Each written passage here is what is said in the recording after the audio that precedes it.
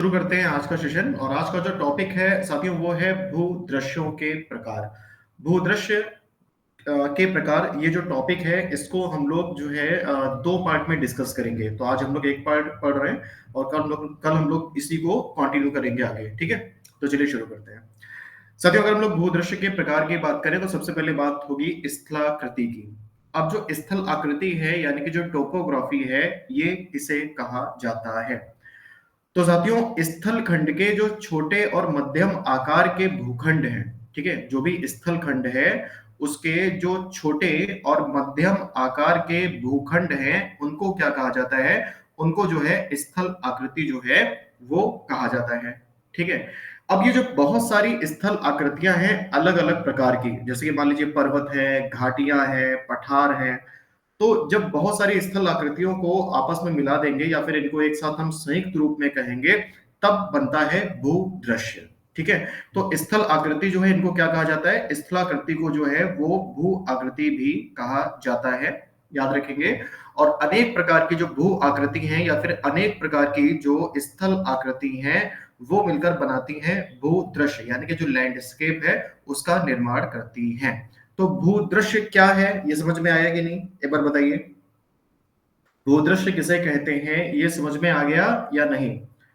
देखो, स्थल खंड के जो छोटे छोटे टुकड़े हैं, छोटे छोटे जो भूखंड हैं, ठीक है, तो उनको एक साथ कंबाइंड रूप में जब हम लोग मिलाकर कहेंगे तो हम लोग बोलेंगे भूदृश्य यानी कि लैंडस्केप। सही है ना?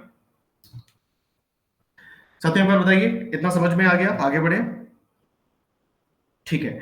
अब देखो, जो ये स्थलाकृतियां हैं ये अलग अलग प्रकार से निर्मित होती हैं। तो स्थल आकृतियों का निर्माण जो है वो किस तरह से होता है, स्थल आकृतियां आखिर किस प्रकार बनती हैं, अब हम लोग इसको डिस्कस करेंगे। तो साथियों, स्थल आकृति का जो निर्माण है, स्थल आकृतियों का जो निर्माण है वो होता है दो प्रकार से। एक होती है आंतरिक कारकों के द्वारा निर्मित जो है स्थल आकृतियां, ठीक है, एक होती है आंतरिक कारकों के द्वारा निर्मित स्थल आकृतियां, और एक होती है आपकी बाह्य कारकों के द्वारा निर्मित स्थल आकृतियां। ठीक है, एक होती है आंतरिक कारकों के द्वारा बनी हुई स्थल आकृति और एक होती है बाह्य कारकों के द्वारा बनी हुई स्थल आकृति। ठीक है। अब अगर हम लोग आंतरिक जो है कारकों के द्वारा जो निर्मित स्थल आकृतियां हैं उनकी हम लोग बात करें, तो आंतरिक स्थल कारकों के द्वारा जो निर्मित स्थल आकृतियां हैं साथियों, इनका जो निर्माण है वो दो प्रकार से होता है। तो पहला जो है वो है पटल विरूपण संचलन द्वारा। पहला है पटल विरूपण संचलन द्वारा। पृथ्वी के अंदर जो बहुत सारी टेक्टोनिक्स प्लेटें पाई जाती हैं, ठीक है, तो उनमें आपको पता है कि लगातार गति होती रहती है, तो उनके कारण बहुत सारी स्थल आकृतियां जो है वो निर्मित होती हैं। अभी हम लोग इनको एक एक करके आगे डिस्कस करेंगे। दूसरा जो है वो है आकस्मिक संचलन के द्वारा। दूसरा जो है साथियों वो है आपका आकस्मिक यानी कि अचानक संचलन के द्वारा। आकस्मिक संचलन के द्वारा, जैसे कि हम लोगों ने ज्वालामुखी और भूकंप वगैरह पढ़ा था ना, तो वो आकस्मिक संचलन है जो पृथ्वी के अंदर पाई जाने वाली टेक्टोनिक प्लेटें हैं उनका। ठीक है। तो पटल विरूपण संचलन, जो पटल विरूपण संचलन है, अगर हम लोग इसकी बात करें, जो आपका पटल विरूपण संचलन है, अगर हम लोग इसकी बात करें तो इसको भी हम लोग दो पार्ट में डिवाइड कर सकते हैं। इसको भी हम लोग दो पार्ट में जो है वो डिवाइड कर सकते हैं। इसका जो एक पार्ट हो जाएगा, पहला वाला भाग, वो होगा संपीड़न, ठीक है, और दूसरा वाला जो होगा वो होगा आपका तनाव। दूसरा जो है वो होगा आपका तनाव, यानी कि संपीड़न और तनाव, इनके कारण जो अलग अलग प्रकार की स्थल आकृतियां हैं उनका क्या होता है? निर्माण होता है। ठीक है, संपीड़न और तनाव के कारण। संपीड़न का अर्थ होता है दबाव यानी कि दाब। ठीक है। तो संपीड़न के कारण जो स्थल आकृति बनती है उनका एक एग्जाम्पल अगर हम लोग पूछे जो आज हम लोग पढ़ेंगे, वो है वलित पर्वत। वलित पर्वतों का निर्माण होता है संपीड़न के कारण यानी कि दबाव के कारण। वही अगर हम लोग तनाव की बात करें तो तनाव के कारण जो है जिन स्थल आकृतियों का निर्माण होता है उनमें जो इंपॉर्टेंट है जो आज हम लोग पढ़ने वाले हैं वो है आपका भ्रंश घाटी, इसके अलावा है आपका रैंप घाटी, और इसके अलावा है आपका ब्लॉक पर्वत। ठीक है, ब्लॉक पर्वत, ये वो स्थल आकृतियां हैं जिनका निर्माण होता है तनाव के द्वारा। तो इतना समझ में आया कि नहीं, एक बार बताइए जल्दी से सभी लोग। Good evening Deepika. एक बार बताइए, इतना सबको समझ में आ गया या नहीं? तो स्थल आकृतियों का निर्माण दो प्रकार से होता है, या तो आंतरिक कारकों के द्वारा होगा या बाह्य कारकों के द्वारा होगा। आंतरिक कारक वो जो धरती के अंदर है, धरातल के अंदर है। बाह्य कारक वो जो धरातल के ऊपर है, जो हमें दिखते हैं। तो जो आंतरिक कारक है वो दो प्रकार से होंगे, या तो पटल विरूपण संचलन के द्वारा होगा, जो टेक्टोनिक प्लेटों में गति होती रहती है, या तो वो एक दूसरे के पास आती हैं या वो एक दूसरे से दूर जाती हैं, तो इसके कारण कुछ स्थलाकृतियां बनती हैं, ठीक है। और दूसरा है आकस्मिक संचलन, जैसे कि मान लीजिए कि ज्वालामुखी विस्फोट हुआ, अचानक से लावा बाहर आया, तो उस कारण भी स्थलाकृतियों का होता है निर्माण। बाह्य कारकों की बात करें तो बाह्य कारक जो है, इनके अंतर्गत कौन कौन सी चीजें आती हैं? साथियों, बाह्य कारकों में आपका आ जाएगा कि नदी के द्वारा निर्मित स्थलाकृतियां, भूमिगत जल के द्वारा स्थल जो है निर्मित स्थलाकृतियां, या फिर जो है बर्फ यानी कि जो हिमानी ग्लेशियर्स हैं उनके द्वारा निर्मित स्थलाकृतियां, वायु के द्वारा निर्मित स्थल आकृतियां, या फिर सागरीय या फिर महासागरीय जल के द्वारा निर्मित स्थल आकृतियां। तो बाह्य कारक में वह सभी स्थल आकृतियां आएंगी जो हमें दिखेंगी, जैसे कि वी आकार की घाटी हो गई, यू आकार की घाटी हो गई, ऐसी जो चीजें हैं वो आएंगी बाह्य कारकों में, ठीक है ना। जो बाहर बाहर ही बनती हैं, और ये जो आंतरिक कारकों के द्वारा निर्मित स्थलाकृतियां हैं, इनके निर्माण में जो पृथ्वी के अंदर पाई जाने वाली चीजें हैं, जैसे टेक्टोनिक प्लेट्स वगैरह हो गई, मैग्मा वगैरह हो गया, उनका यूज होता है। आगे बढ़ते हैं, फिर समझ में आएगा, ठीक है। तो सबसे पहले हम लोग बात करते हैं आंतरिक कारकों के द्वारा निर्मित जो स्थलाकृतियां हैं उनके बारे में। ये दो प्रकार से निर्मित होती हैं, मैंने आपको बता दिया। इनमें थोड़ा सा जो बेसिक डिफरेंस है वो भी मैंने आपको बता दिया। अब आंतरिक कारकों के द्वारा कौन कौन से स्थल आकृतियां बनती हैं एक बार देख लीजिए। तो सबसे पहले आपका वलित पर्वत हो गया, ब्लॉक पर्वत हो गया, भ्रंश घाटी हो गया, रैंप घाटी हो गया। इसके अलावा ज्वालामुखी के द्वारा निर्मित स्थल आकृतियां हो गई, जैसे कि लैकोलिथ, लेपोलिथ, फैकोलिथ, बैथोलिथ और सिल।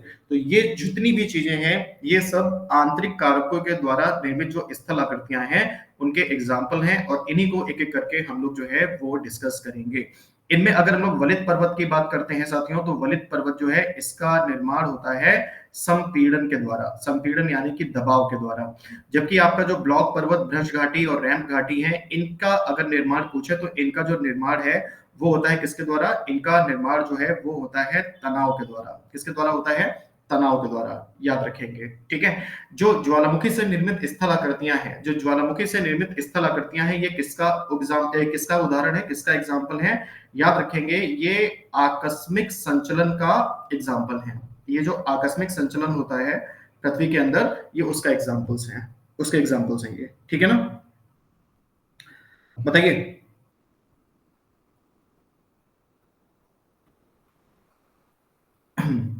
चलिए अभी आगे बढ़ते हैं। तो यहां तक किसी को कोई कंफ्यूजन, कोई डाउट तो नहीं है? एक बार बताइए, यहां तक किसी को कोई कंफ्यूजन, कोई डाउट तो नहीं है? बढ़े आगे, यहां तक क्लियर है ना सबको? ठीक है, आगे बढ़ते हैं। अब हम लोग जो है बात करेंगे सबसे पहले किसकी? अब हम लोग सबसे पहले जो है बात करेंगे नदी। हाँ साथियों, इसके द्वारा, इसके अलावा जो बाह्य कारकों के द्वारा निर्मित स्थलाकृतियां उनको भी देख लो।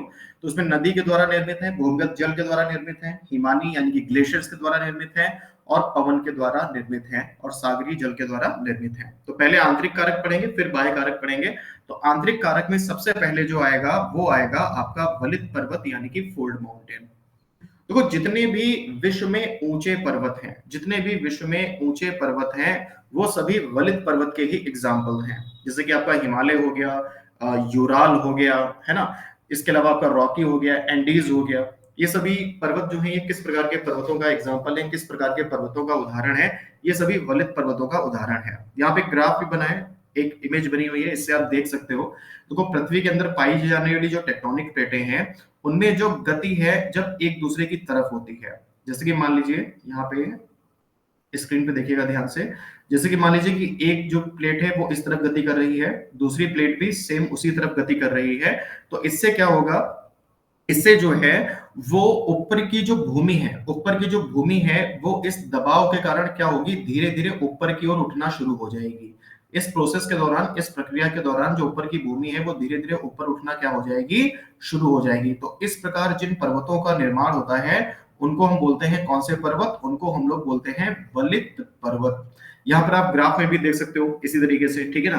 तो ग्राफ में अगर आप देखेंगे ध्यान से, इस ग्राफ में अगर आप देखेंगे ध्यान से, तो इसमें देखो एक परत जो है वो इस तरीके से गति कर रही है, दूसरी जो परत है वो भी उसी तरफ गति कर रही है। फिर उसके बाद में इससे क्या होता है, धीरे धीरे यहाँ की जो जमीन है वो ऊपर उठना शुरू होगी और इससे जो है वलित पर्वत जो है उनका क्या होगा, निर्माण होगा, या फिर जो उच्च पठार है उनका क्या होता है, निर्माण होता है। अगर हम लोग हिमालय पर्वत की बात करते हैं तो हिमालय पर्वत का जो निर्माण है वो कुछ इसी प्रकार हुआ है। इसके अलावा हम लोग तिब्बत के पठार की बात करते हैं तो उसका जो निर्माण है वो भी इसी प्रक्रिया के द्वारा ही हुआ है। बताइए समझ में आया कि नहीं? सबने एक बार बताइए, समझ में आ गया ना? सभी लोग बताएं एक बार, क्लियर है, कोई डाउट तो नहीं? ठीक है। अभी देखो, वलित पर्वत वो होते हैं जो पृथ्वी की सतह पर दो टेक्टोनिक प्लेटों के संकुचित होने के कारण बनते हैं। ठीक है, याद रखेंगे, वलित पर्वत यानी कि जो फोल्ड माउंटेन है, ये वे पर्वत होते हैं जो कि पृथ्वी की सतह पर दो जो टेक्टोनिक प्लेटें हैं उनके संकुचित होने के कारण जो है बनते हैं, इनका निर्माण होता है। इन पर्वतों के निर्माण में जो चट्टानें हैं वो संकुचित होकर बनाती हैं वलय। वलय यानी कि इस आकार की आकृति। ठीक है, अगर हम लोग बात करें साथियों हिमालय की, आल्प्स की, यूराल की और एंडीज की, तो ये सभी जो पर्वतमालाएं हैं ये वलित पर्वत के ही क्या है, एग्जाम्पल है, वलित पर्वत के ही उदाहरण है। जैसे कि आपने पढ़ा होगा कि जो माउंट एवरेस्ट है, जैसे कि अभी आपने पढ़ा होगा साथियों कि जो माउंट एवरेस्ट है, जो विश्व की सबसे ऊंची चोटी है, तो इसकी हाइट लगातार इंक्रीज हो रही है। अभी इसकी वर्तमान हाइट जो है वो 8,848.86 मीटर है। जबकि थोड़ी अगर पुरानी बुक्स में पढ़ोगे तो 8,848 मीटर इसकी हाइट दी हुई थी। तो इसकी हाइट जो है ना वो 0.86 मीटर जो है बढ़ गई। क्यों बढ़ गई? क्योंकि जो ये वलित पर्वत है ये आज भी ऊंचे हो रहे हैं, आज भी इनकी ऊंचाई में जो वृद्धि है वो हो रही है। ठीक है ना? तो इसी वजह से जो माउंट एवरेस्ट है उसकी ऊंचाई भी हमें 0.86 मीटर जो है वो अधिक देखने को अब मिलती है। ठीक है, तो वलित पर्वत का निर्माण कैसे होता है ये सब समझ में आ गया? बताइए, ये पूरा क्लियर है, समझ में आ गया ना? आगे बढ़े साथियों, सभी लोग जल्दी बताइए, इतना सबको समझ में आ गया? आगे बढ़े। ठीक है, अब वलित पर्वत जो है इसमें जो टेक्टोनिक प्लेटें हैं वो एक दूसरे की तरफ गति कर रही हैं। अगर इसका जस्ट अपोजिट हो जाए, जस्ट अपोजिट हो जाए, यानी कि अब जो ये टेक्टोनिक प्लेटें हैं ये एक दूसरे की विपरीत दिशा में गति करने लगे। जैसे कि स्क्रीन पर अगर आप देखेंगे तो यहाँ पर हम लोग एक दोबारा ग्राफ बना लेते हैं कुछ इस तरीके से। अब इसमें क्या हो कि ये जो टेक्टोनिक प्लेटें हैं ये एक दूसरे की विपरीत दिशा में गति करने लगे हैं, एक इस तरफ गति करें और एक इस तरफ गति करें। तो इससे जो तनाव है यानी कि जो प्रेशर है वो बढ़ेगा और इस कारण क्या होगा, बीच का भाग जो है वो नीचे की ओर धंस जाएगा। बीच का जो भाग है वो अंदर की ओर क्या हो जाएगा, नीचे की ओर जो है वो धंस जाएगा, जिससे हमें किनारों के जो भाग हैं वो ऊंचे उठे हुए दिखाई देने लगेंगे। और इस प्रकार जो ऊंचे उठे हुए भाग हैं किनारों के, ये एक पर्वत के जैसे हमें दिखेंगे, ऊंचे भाग के जैसे दिखेंगे।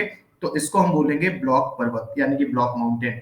बीच का जो धसा हुआ भाग है इसको हम लोग क्या बोलते हैं, इसको हम लोग बोलते हैं भ्रंश घाटी यानी कि रिफ्ट वैली। इसको हम लोग क्या बोलते हैं, भ्रंश घाटी यानी कि रिफ्ट वैली। ठीक है, बाकी जो नीचे इमेज बनी है इसमें आप देख सकते हैं जब टेक्टोनिक प्लेटें एक दूसरे की विपरीत दिशा में गति करती हैं तो इससे जो बीच का भाग है वो नीचे की ओर क्या होता है, धस जाता है, जिससे किनारों का भाग जो है वो हमें ऊंचा उठा हुआ दिखने लगता है। किनारों का भाग हमें ऊंचा उठा हुआ दिखने लगता है। किनारों को जो ऊंचा उठा हुआ भाग है इसे भ्रंशोत पर्वत भी कहते हैं। हिंदी में इसको क्या कहते हैं, हिंदी में इसको कहते हैं भ्रंशोत पर्वत, या इसको जो है एक वर्ड इसके लिए और यूज करते हैं, इसको हार्स्ट भी कहते हैं। क्या कहते हैं इसको, इसको भ्रंशोत पर्वत, ब्लॉक माउंटेन या फिर हार्स्ट भी कहा जाता है। बीच का जो धसा हुआ भाग है इसे भ्रंश घाटी कहते हैं। साथ ही साथ में इसको इंग्लिश में रिफ्ट वैली बोलते हैं, याद रखेंगे। और इसे जो है वो ग्रोबेन भी कहा जाता है। इसे क्या कहा जाता है, ग्रोबेन भी कहा जाता है, ग्रोबेन या रिफ्ट वैली। बताइए समझ में आया या नहीं? साथियों एक बार बताइए समझ में आया या नहीं? बाकी इसको लैंग्वेज के रूप में देख लो चाहो तो। साथियों ब्लॉक पर्वत जो है ये वे पर्वत होते हैं जो कि भ्रंशन की प्रक्रिया से बनते हैं। जब पृथ्वी की भूपर्पटी में दरारें उत्पन्न होती हैं और कुछ भाग ऊपर उठ जाता है तथा कुछ भाग नीचे धंस जाता है, तो ऊपर उठे हुए भाग को ब्लॉक पर्वत कहा जाता है और नीचे धसे हुए भाग को गर्भिका, रिफ्ट वैली या फिर ग्रोवेन कहा जाता है। ठीक है, तो जो ब्लॉक पर्वत है यानी कि जो ब्लॉक माउंटेन है ये वे पर्वत होते हैं जो कि भ्रंशन की प्रक्रिया के फलस्वरूप जो है निर्मित होते हैं। जब पृथ्वी की भूपर्पटी में दरारें उत्पन्न होती हैं और कुछ भाग ऊपर उठ जाता है और कुछ भाग नीचे धंस जाता है, तो ऊपर उठा हुआ जो भाग है इसको बोलते हैं ब्लॉक पर्वत, और जो नीचे धसा हुआ भाग है इसको बोलते हैं गर्भिका ग्रोबेन, या फिर इसको बोलते हैं रिफ्ट वैली। बताइए, क्लियर हो गया? सभी लोग बताएं एक बार, यहां तक क्लियर हो गया? किसी को कोई डाउट कंफ्यूजन तो नहीं? आगे बढ़े, पूछते रहिएगा। अगर कहीं पे कोई भी चीज समझ में नहीं आ रही तो एक बार कमेंट करके उसको पूछते रहिएगा, ठीक है? इसके अलावा इसमें एक रेज हैंड का ऑप्शन है, आपको दिख रहा होगा, एक हैंड जैसा बना है, उसको क्लिक करके आप बोल के भी अपना क्वेश्चन पूछ सकते हो, ठीक है? चलो, अब देखो साथियों, इसके कुछ एग्जांपल हैं। जैसे कि अभी हम लोगों ने वलित पर्वत यानी कि जो फोल्ड माउंटेन है उसके एग्जांपल देखे थे। हिमालय है, यूराल है, एंडीज है, आल्प्स है।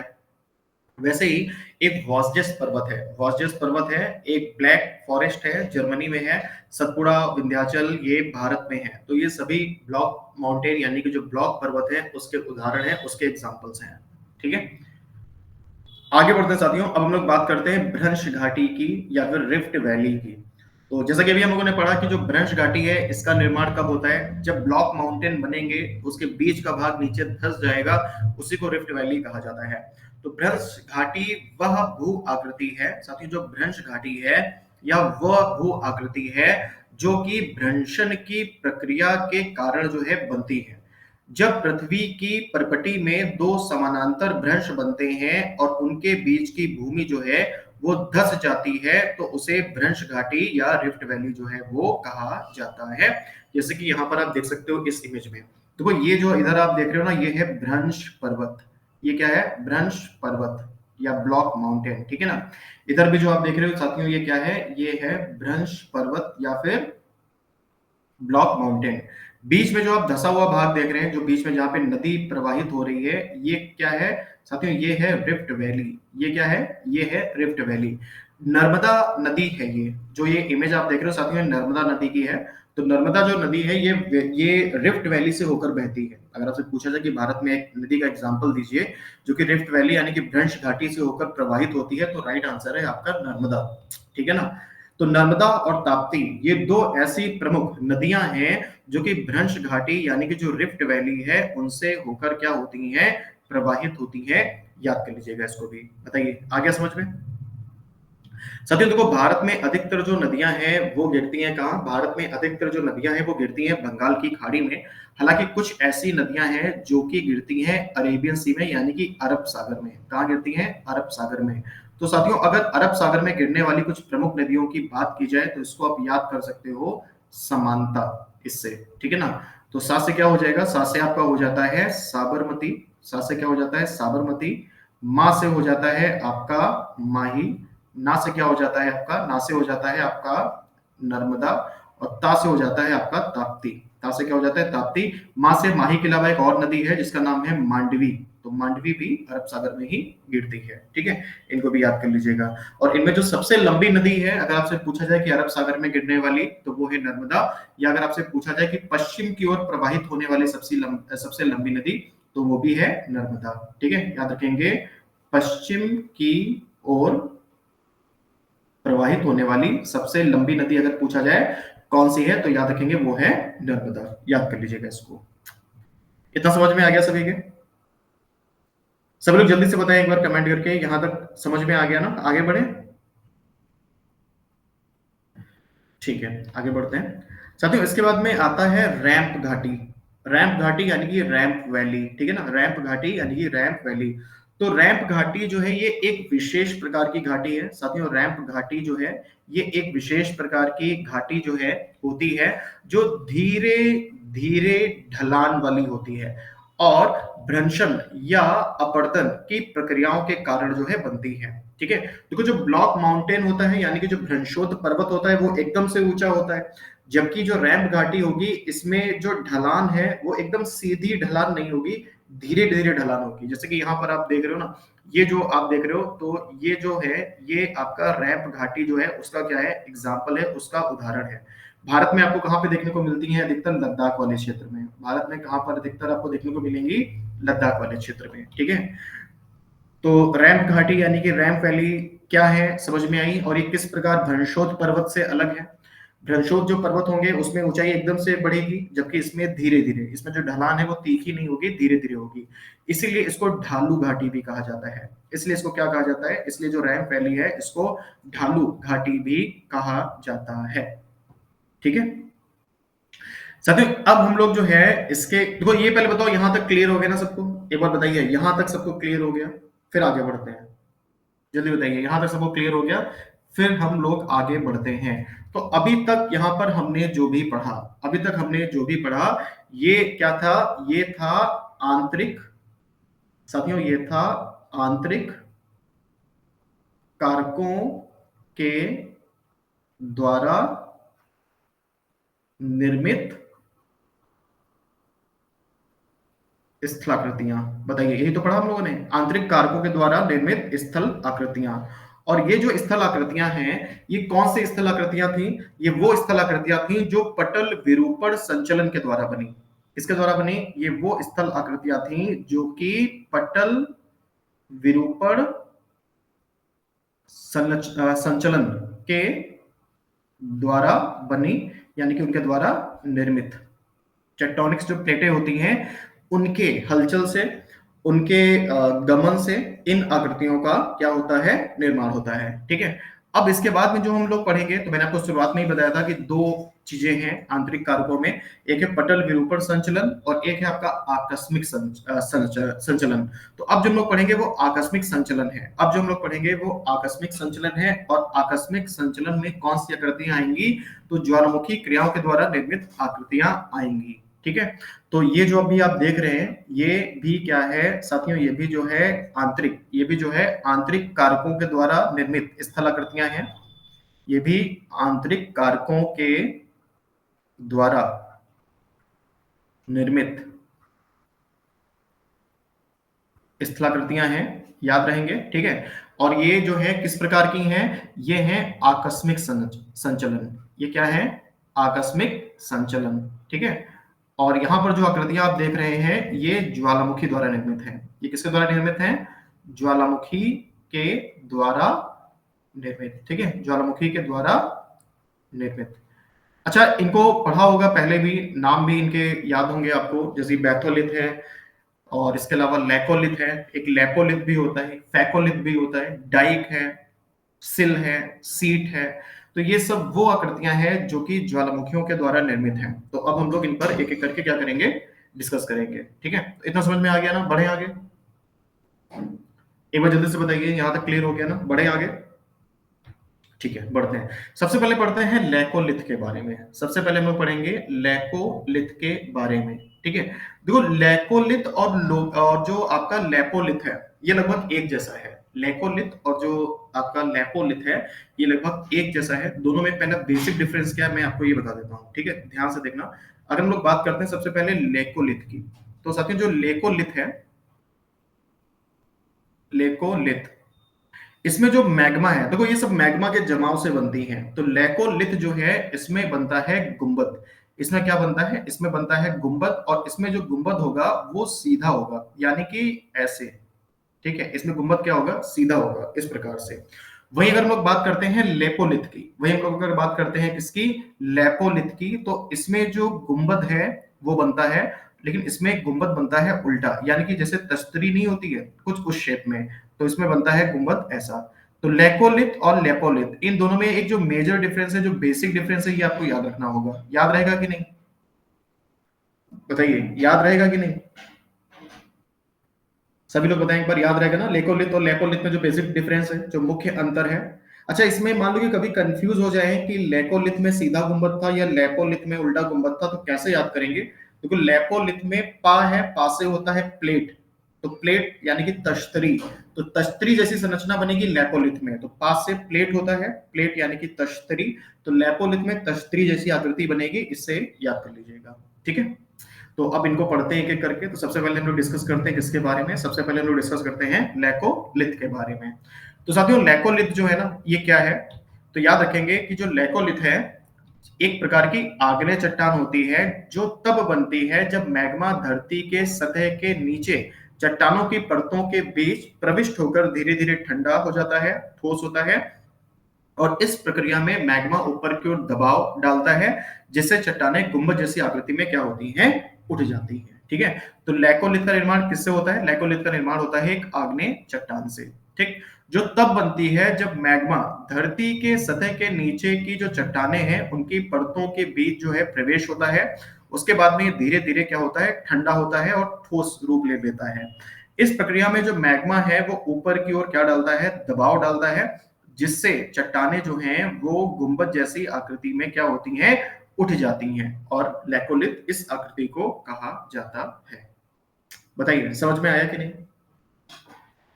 एक बार बताइए समझ में आया या नहीं?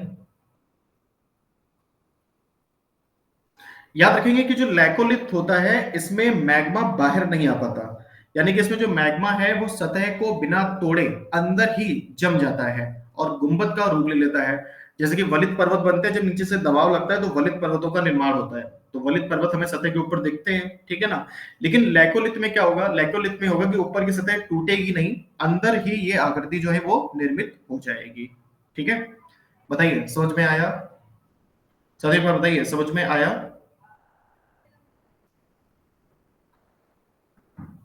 ठीक है, तो कभी कभी अच्छा क्वेश्चन एक और पूछते हैं कि इनमें कौन सी आकृति ऐसी है लैकोलिथ में और लैपोलिथ में जो हमें छतरी के आकार की दिखती है, छाते के आकार की दिखती है। तो छाते जैसा कौन दिखेगा, लैकोलिथ या लैपोलिथ?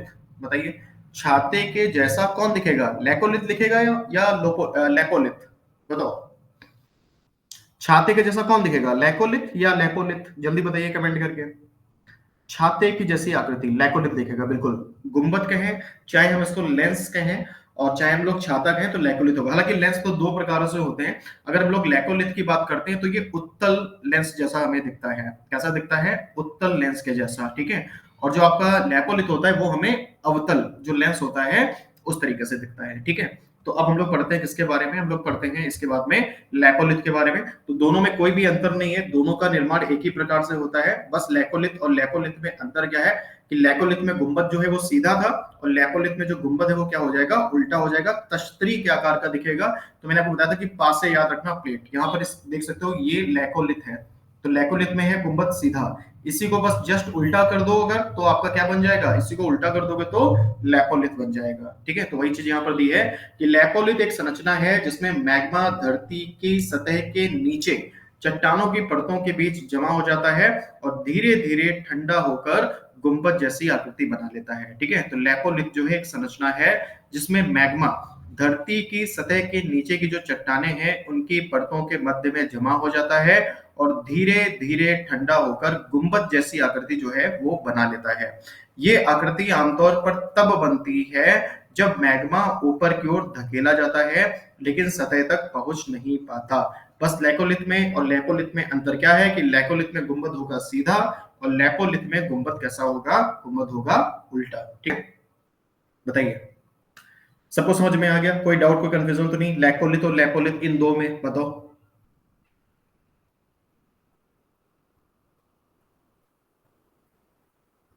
लैकोलिथ और लैपोलिथ दोनों में कोई कंफ्यूजन तो नहीं, क्लियर है ना दीपिका? ठीक है, थैंक यू। अच्छा एक चीज और है, एक लैपोलिथ जो है साथियों याद रखेंगे, एक जो है लैपोलिथ जो है जिसको बोलते हैं ट्रांसवाल का लैपोलिथ, ट्रांसवाल लैपोलिथ। ये जो ट्रांसवाल लैपोलिथ है ये काफी बड़ा है और इसकी जो लंबाई है वो है 480 किलोमीटर।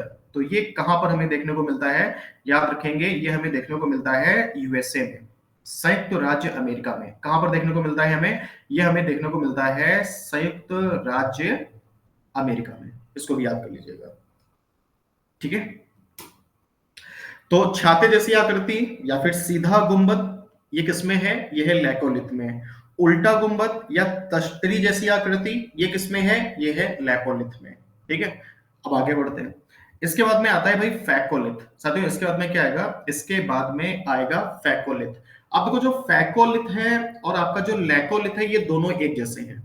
अब फैकोलिथ में और आपका जो लैकोलिथ है उनमें डिफरेंस क्या है, तो दो चट्टानों के बीच में जब मैग्मा जमता है, अगर वो मैग्मा जो है वो जमता है गुंबद के रूप में, यानी कि कुछ इस प्रकार से, तो ये क्या कहलाएगा, तो ये जो है कहलाएगा आपका लैकोलिथ, तो इसको हम लोग क्या बोलेंगे, तो इसको हम लोग बोलेंगे लैकोलिथ। लेकिन अगर ये गुंबद के आकार में ना जमे और ये कुछ इस प्रकार से जमे, ऐसे करके क्षैतिज रूप में जमे, मतलब इस तरीके से, तो इसको हम लोग क्या इसको हम लोग बोलेंगे फैकोलिथ। तो इसको हम लोग क्या बोलेंगे, तो हम लोग इसको बोलेंगे फैकोलिथ। बताइए ये चीज क्लियर हुई कि नहीं? दोनों में बस क्या अंतर है कि जो आपका लैकोलिथ है वहां पे गुंबद जैसी आकृति बनेगी और यहाँ पर गुंबद जैसी आकृति नहीं बनेगी। यहाँ पर ये क्षैतिज रूप में जम जाएगा। किस रूप में जमेगा? क्षैतिज रूप में जमेगा। ठीक है, तो फैकोलिथ वह संरचना होती है जिसमें मैग्मा, फैकोलिथ जो है यह वह संरचना होती है जिसमें मैग्मा जो है ये चट्टानों के मध्य में क्षैतिज रूप से जम जाता है, क्षैतिज रूप में जम जाता है। ठीक है, याद रखिएगा इसको। बताइए आ गया समझ में कि नहीं? एक बार जल्दी बताइए, समझ में आ गया सभी को? ठीक है, तो लैकोलिथ हो गया, लैपोलिथ हो गया और फैकोलिथ हो गया। अगला इसके बाद जो आएगा वो आएगा बैथोलिथ। अगला जो आएगा वो क्या आएगा? वो आएगा बैथोलिथ। अब जो बैथोलिथ है और लैकोलिथ है दोनों लगभग एक जैसे हैं, दोनों लगभग एक जैसे हैं। बस इन दोनों में जो डिफरेंस है वो क्या है? डिफरेंस जो है वो है गहराई का।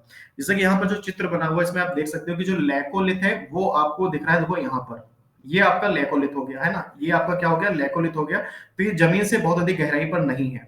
जबकि जो बैथोलिथ है ये आप देखोगे तो ये जमीन से यानी कि सतह से ये काफी गहराई पर है। ये क्या है? सतह से काफी अधिक गहराई पर है। तो दोनों में जो सबसे मुख्य अंतर है वो अंतर है गहराई का। दोनों में जो सबसे मुख्य अंतर है लैकोलिथ में और बैथोलिथ में वो किसका है?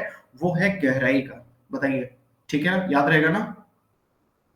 तो साथियों जो बैथोलिथ है, ठीक है, जो आपका बैथोलिथ है याद रखेंगे कि ये एक बहुत बड़ी गहराई में बनी आग्नेय चट्टानी संरचना है जो मैग्मा के धीरे धीरे ठंडा होने और क्रिस्टलीकरण के परिणाम स्वरूप बनती है। ये भूपर्वतीय में गहराई पर बनता है और अक्सर हजारों वर्ग किलोमीटर में फैला होता है। तो भाई आकार भी देख सकते हो बैथोलिथ का कि काफी विस्तृत है, काफी बड़ी जगह में फैला हुआ है बैथोलिथ। ठीक है, तो बैथोलिथ क्या है? बेसिकली बैथोलिथ एक बहुत बड़ी गहराई में बनी हुई आग्नेय चट्टानी संरचना है जो कि मैग्मा के धीरे धीरे ठंडा होने और क्रिस्टलीकरण के परिणाम स्वरूप बनती है, उसका निर्माण होता है। ये भूपर्वतीय में गहराई पर बनता है और अक्सर हजारों वर्ग किलोमीटर में इसका विस्तार होता है, हजारों वर्ग किलोमीटर में ये फैला होता है। याद रखेंगे, ठीक है। इसका निर्माण मुख्यतः होता है ग्रेनाइट से। इसका निर्माण मुख्यतः किससे होता है? याद रखेंगे साथियों, इसका जो मुख्यतः निर्माण है वो ग्रेनाइट से होता है, यानी कि ये ग्रेनाइट द्वारा निर्मित होता है। किसके द्वारा निर्मित होता है?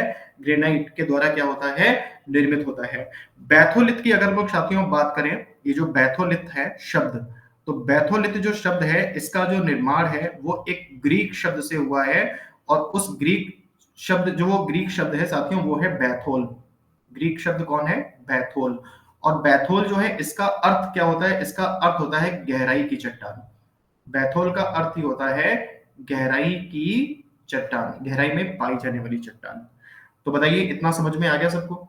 लैकोलिथ, लैपोलिथ और इसके अलावा आपका फैकोलिथ और बैथोलिथ, चारों समझ में आ गए? क्लियर है? भूलोगे तो नहीं कभी। लैकोलिथ क्या था? लैकोलिथ में जो है दो चट्टानों के मध्य में मैग्मा जमेगा, गुंबद के आकार में जमेगा, सीधा होगा गुंबद। लैपोलिथ में क्या था? दो चट्टानों के मध्य में मैग्मा जमेगा और उल्टा गुंबद बनेगा। अगर छाते जैसी आकृति है, उत्तल लेंस की जैसी आकृति है और सीधे गुंबद वाली आकृति है तो लैकोलिथ है। अगर उल्टा गुंबद है, तश्तरी जैसी आकृति है तो लैपोलिथ है। फैकोलिथ क्या है? फैकोलिथ में दो चट्टानों के मध्य में जो मैग्मा जमेगा वो क्षैतिज रूप में जमेगा। और बैथोलिथ और लैकोलिथ लगभग एक है, बस लैकोलिथ होता है सतह के नजदीक, बैथोलिथ होता है सतह से दूर। ये कई 100 किलोमीटर की गहराई में मिलता है। ठीक है, तो आई होप यहाँ तक समझ में आ गया होगा सबको। अगर कोई डाउट है तो पूछ लो, फिर आगे बढ़ते हैं। कोई डाउट तो नहीं किसी को? जल्दी से बताइए, कोई डाउट, कोई कंफ्यूजन तो नहीं? आगे बढ़े। ठीक है, चलो फिर आगे बढ़ते हैं। इसके बाद में अगली जो आकृति आएगी साथियों वो आएगी सिल। अगली जो आकृति है वो है सिल। तो सिल एक आग्नेय चट्टान से बनी संरचना है जो तब बनती है जब मैग्मा जो है धरती की सतह के नीचे चट्टानों की क्षैतिज परतों के बीच समानांतर रूप से ठंडा होकर जम जाता है। ठीक है, तो सिल क्या है? सिल जो है वो एक आग्नेय चट्टान से बनी संरचना है जो तब बनती है जब मैग्मा धरती की सतह के नीचे चट्टानों की क्षैतिज परतों के मध्य में समानांतर रूप से ठंडा होकर जम जाता है। ये आमतौर पर पतली होती है और सपाट आकृति में होती है। ठीक है, अगर हम लोग इसकी बात करें इमेज की, तो इमेज में आप देख रहे हो यहाँ पर आपको जो ये दिख रही है ये है सेल। ठीक है, यहाँ पर ये बनी हुई है, ये है सेल। ठीक, तो यहाँ पे देखना, क्षैतिज का मतलब क्या होता है? क्षैतिज का मतलब जो है होता है हॉरिजेंटल। क्षैतिज का अर्थ क्या होता है? क्षैतिज का अर्थ होता है हॉरिजेंटल। तो ये पतले रूप में जमा होती है सिल। कभी कभी क्या होता है कि ये मोटे रूप में भी जमा हो जाती है, थोड़ी सी इसकी मोटाई जो है वो अधिक हो जाएगी।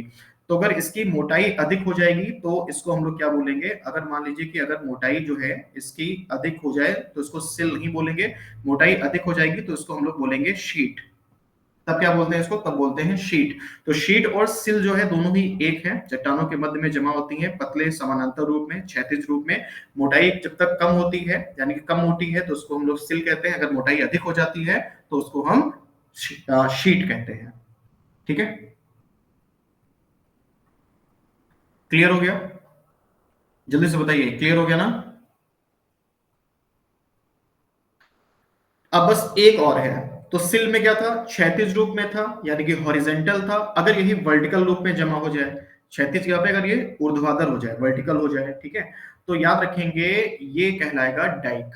तो डाइक क्या है साथियों? डाइक जो है वो एक आग्नेय अंतर्वेदी संरचना है जो तब बनती है जब मैग्मा धरती की सतह के नीचे चट्टानों की परतों को काटते हुए ऊर्ध्वाधर यानी कि वर्टिकल या तिरछे प्रवाहित होकर ठंडा हो जाता है। तो सिल और डाइक बस दोनों एक जैसी हैं, दोनों में अंतर क्या है? तो सिल जो है उसमें क्षैतिज यानी कि हॉरिजॉन्टल रूप में जमाव होता है मैग्मा का, जबकि डाइक जो है इसमें मैग्मा का जो जमाव है वो होता है वर्टिकल यानी कि ऊर्ध्वाधर रूप में। ठीक है, हाँ, सिल दो टाइप से है और मिला। तो एक बार बताइए सभी लोग भाई, यहां तक सबको क्लियर हो गया? किसी को कोई कंफ्यूजन, कोई डाउट वगैरह तो नहीं है?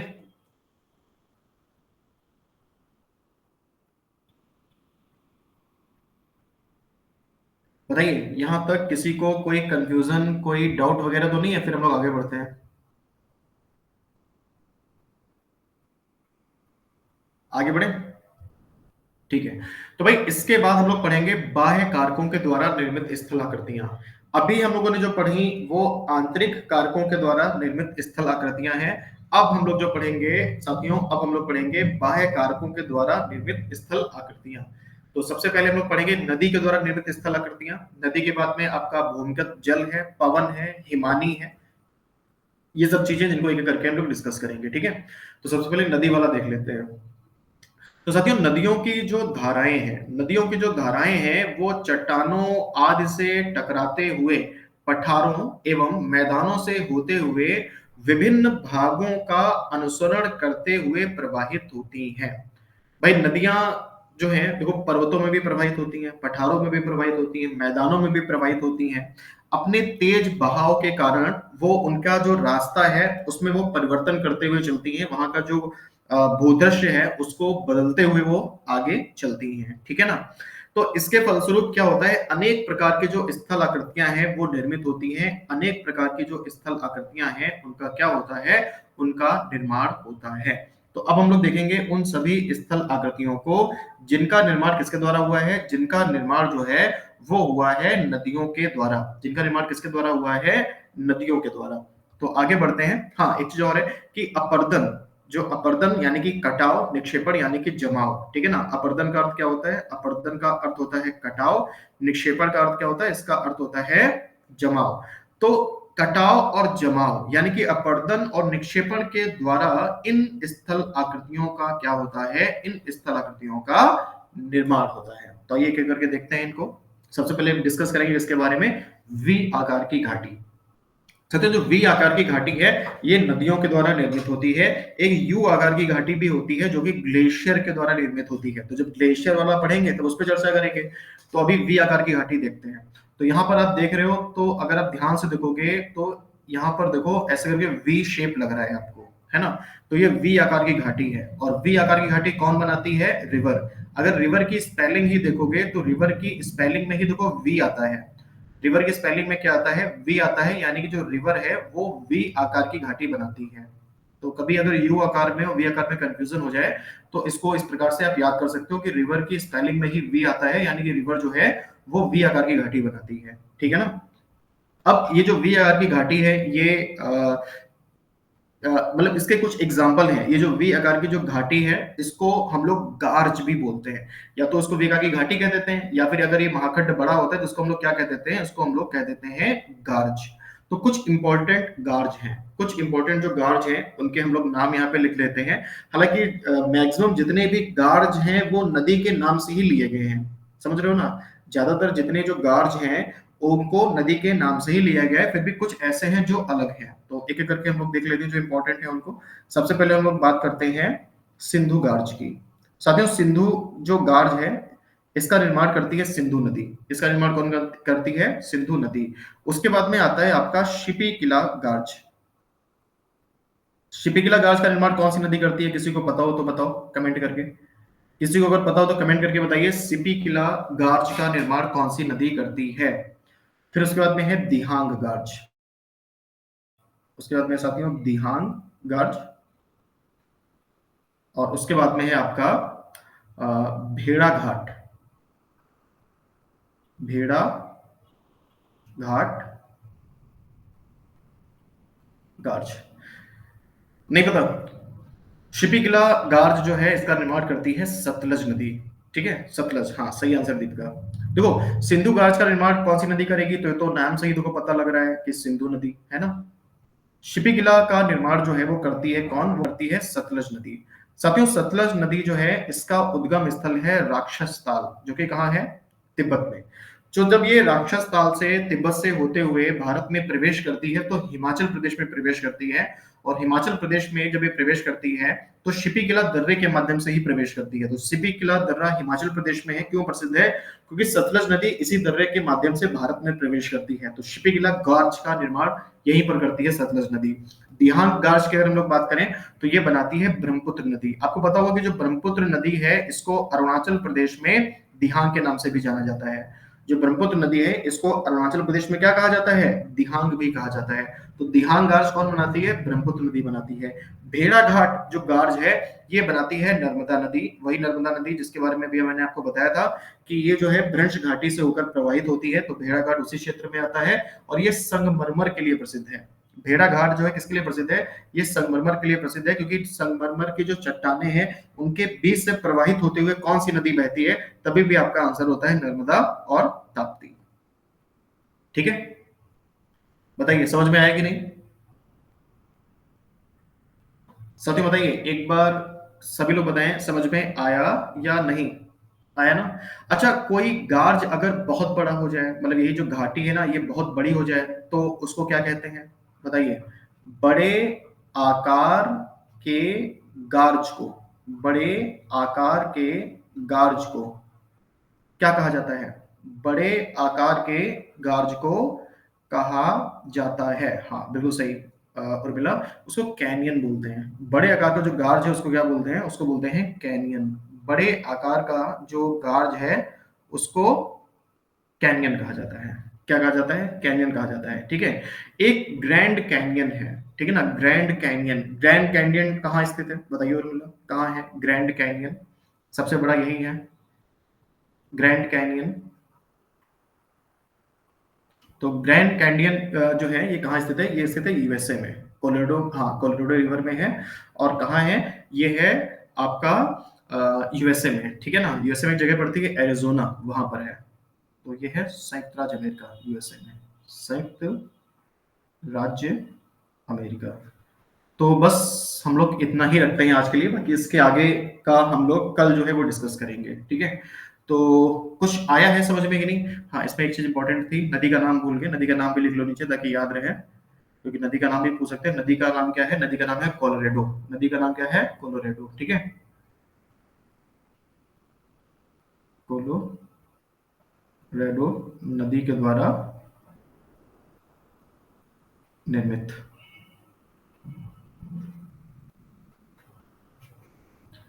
ठीक,